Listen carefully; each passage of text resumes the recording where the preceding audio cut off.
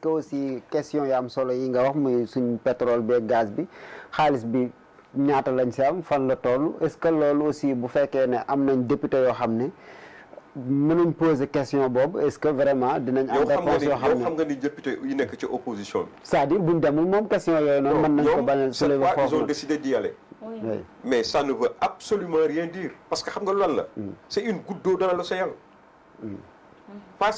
pour 165 députés Oui. si les 130 sont du De la pouvoir majorité, oui. si par exemple pour chaque député on donne un temps de parole très limité mais ça c'est pas un jeu démocratique. C'est le texte aussi, loolu aussi, c'est le règlement. Mais justement, Oui. ñoom ils avaient parlé de rupture Justement, dans oui. la gestion de l'Assemblée nationale, dans le respect de l'opposition. Oui. Ils ont toujours dénoncé le fait que ñoom ñu jël leen maanaam du ñu am kàddu yu doy du ñu mën a exprimer wu comme il le faut. Dénoncer loolu ni yooyu c'est d'un autre âge et cetera et cetera. Oui. Mais aujourd'hui ils sont en train de waxuma la di dox ci loolu mais di def pire que ça. Très bien. Allez-y. Ndaak Sam par rapport ak cette rencontre moom le premier ministre yow na jàngate li nga xamante ni moom la wax dans la pure tradition de Pastef est-ce que ay xastante nga fay xaar est-ce que aussi yaa ngi xaar député yi poser ko question yoo xamante ni c'est des questions d'actualité yoo xam ne du am dara yoo xam ne dañ koy orienter envers sa propre personne moom le premier ministre. Déjà, on est dans la pure traduction de Pastef. Bon. Après, moi je ne comprends pas. Ousmane Sonko, c'est le premier ministre du pays. Et que dem wuy ji les questions république bi lay dem. On n'est pas dans un régime parlementaire. nekkuñ ci état parti aussi loolu c'est important. ci système parlementaire. D'ailleurs man li ma xalaat mooy parce que c'est le chef de oui sincèrement. En tout cas dem fa en tant que chef de parti. mais dafay dem en tant que premier ministre. Absolument. man li ma xalaat en tout cas Abdou Aziz dama koy wax mu di je trouve que ne Ousmane Sonko ne Pastef xëy na changement bi nga xam ne moom lañ promettre woon moom lañuy wane suba fële mooy tradition Pastef. waaw bon xam nga déjà alhamdulilah ba opposition bi dañuy dem. mais malheureusement seen ay questions duñ ci am benn réponse. moi je trouve juste que ne Ousmane Sonko open press lay defi waxtaan. oui open press la. oui sincèrement. open press lay def parce que tellement dem na demati et man dem yi mu dem yëpp xam nga lu ma capté. bu njëkk bi. xuloo na ak Abdou Mbow. deuxièmement bi xuloo na ak Thierno Alassane Sall. troisièmement bi menacé na sama yaay ji madame Mbacké. ne ko da ngeen waroon raser les murs. loolu noonu yëpp en tout cas loolu laa fa jàpp. loolu nga fay jàpp et d'ailleurs même médias yi nga xam ne ñoom la ñu àndal moom la ñuy jàpp. da ngay gis seen titrage yi Sonko écrase les députés de l'opposition. mais tellement loolu ngay gis mais parce que loolu lay wone à l'Assemblée nationale tout court man en tout cas dama ne su ma doon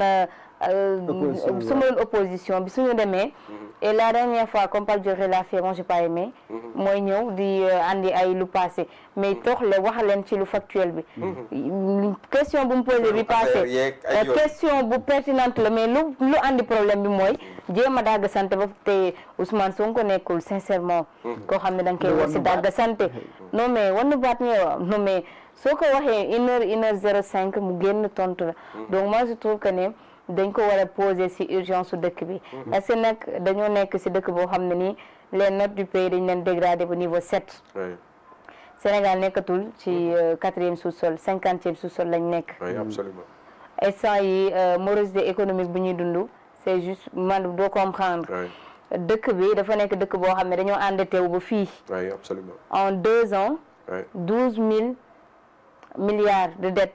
Oui, tout à fait. 2 ans. Mais ñii bu ñu amee 5 ans ñaata milliards de dettes la ñuy am. daanaka FMI oui FMI subventionné wu la. actuellement lan la ñu samp. eurobond ak marché yu mois ak dem si ay Côte d'Ivoire d'ailleurs Côte d'Ivoire maa ngi gis dem ne c'est moo nekk pays le plus endetté en Afrique. ginnaaw Égypte. ñun bokkuñu sax ci liste bi.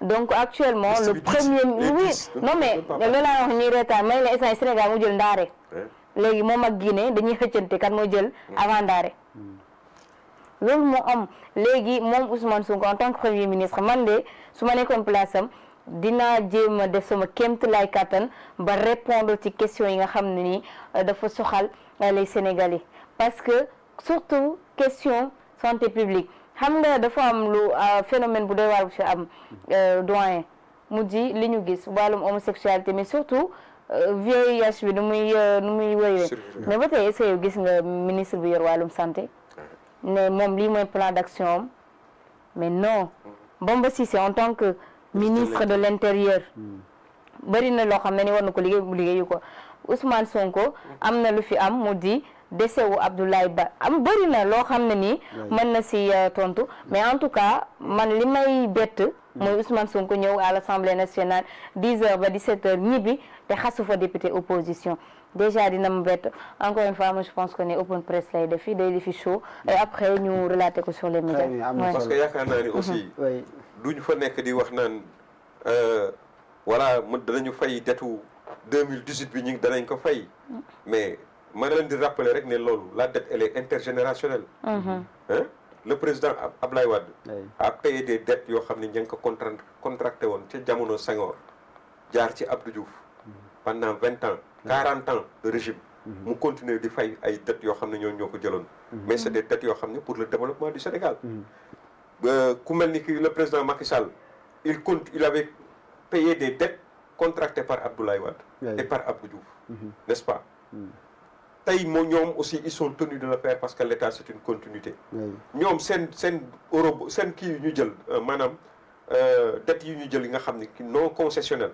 nga xam ni dañ ko war a fay ci délai yu gàtt on attend de voir nu muy demee xanaa ñoom loolu duñ ko considérer comme dette donc boo xoolee tableau li Ndak doon wax léegi tableau bi nga xam ne moo génn wane les pays yi nga xam ni seen diggante ak FMI ñoom ñoo am maanaam ñoom ñoo gën a endetté loolu moo lay wan ne la Sénégal bokkul sax ci liste pays yi am dette yi ñuy wax am nañu dette yu am doole ci 10 pays yi bokku ci donc ça veut dire quoi ça veut dire que la dette elle est faite pour développer les pays réew moo xam ne am nekk na ci àddina bëgg dem ci kanam mënuloo quelle que soit ta puissance tu ne peux pas te passer de la dette donc ñoom ils ont toujours eu une mauvaise conception de la dette loolu aussi dafa feeñ n'est-ce pas beneen ba encore mooy quand il nous parle de wëy suñu douane am nañu xaw ma 1200 xaw ma ñaata nangam milliards yoo xam ni douane sénégalaise daf ko maanaam dajale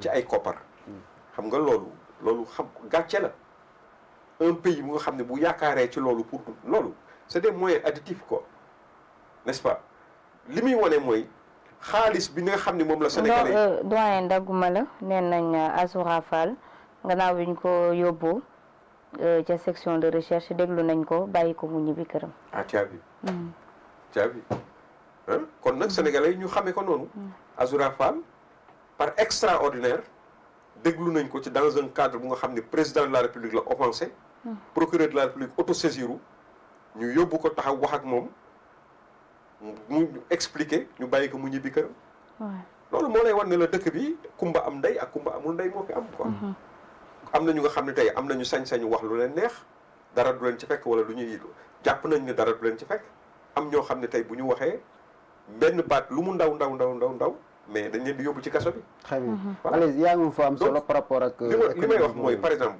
xaalis boobu. c'est de l'argent de sénégalais parce que du ay étranger ñooy dem ci bitim réew jënd fa ay affaires ñëw di ko indi fii amatul loolu. société yi nga xam ne ñoo fi nekkoon. mais 2 ans yi leer na ni ay société dañuy jóge Sénégal jóge Sénégal dem ci beneen dëkk bu mel ni Côte d'Ivoire. parce que environnement bi moo dal seen xel. donc tey ay sénégalais ñooy génne suñu xaalis dem di jëndi à l'extérieur dara n'est-ce pas dépenser ko suñu xaalis jënd fa dara ñëw indi ko fii ñu koy dédouaner loolu moo am. ci wàll wu nekk. loolu nag musiba la. loolu bu fekkee ni loolu nit daf ko ñoom dañuy tiitaroo loolu véritablement nga xam ne ñii pexe amuñu ko quoi. si par exemple ay droit de douane da nga naan oui Sénégal ci droit de douane engrangé na temps. non véritablement loolu kenn mësul dégg loolu Sénégal du sax feeñ. xam nga daawul sax feeñ parce que ñun